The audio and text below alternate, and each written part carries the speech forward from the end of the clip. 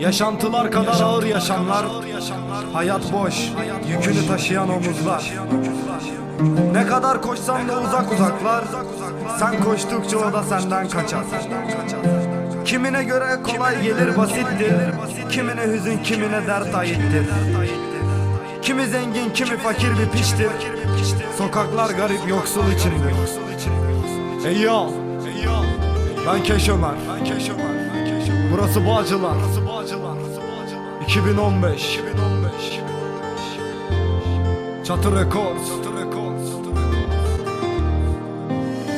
Yaşantılar kadar ağır yaşamlar, hayat boş, yükünü taşıyan omuzlar. Ne kadar koşsan da uzaklar, sen koştukça o da senden kaçar. Kimine göre kolay gelir basittir, kimine hüzün kimine dert ayettir. Kimi zengin kimi fakir bir piçtir, sokaklar garip yoksul içindir. Soğukta titreyen beden gibidir o üşüyen elleri, şu anda kim bilir. Sokak düşündüğün gibi bir yer değil, aç kalana sor, kuru ekmek yenilir. Sende yorgan onda kaldırımlar, dört duvar yok ki ısınamazlar. Size göre pislik o kirli çocuklar, dışı kirli yüreği temiz olanlar. Bilemezsin onlar gibi hayatı, hayalleri farklı sıcak bir yuvaydı. Sen atık yemeğini çöpe dökerken onlarsa geceleri aç yatardı. Onlar da geceleri aç yatardı. Kimi yetim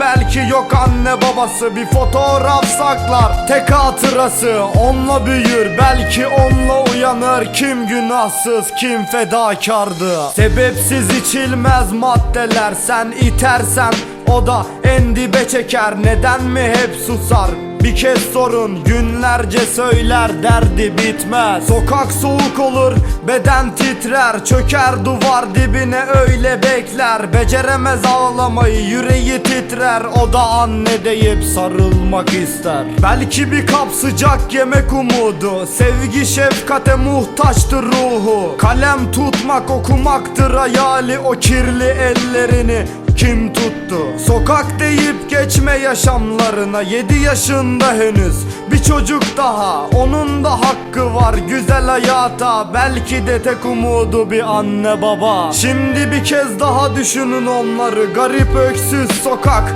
çocuklarına. Şimdi bir kez daha sarılın onlara, bir gün sen de olursun anne baba. Şimdi bir kez daha tutun ellerini, koksa bile sıkıca sarılın onlara. Şimdi bir kez daha düşünün haydi lan, yardıma muhtaç çok insan var.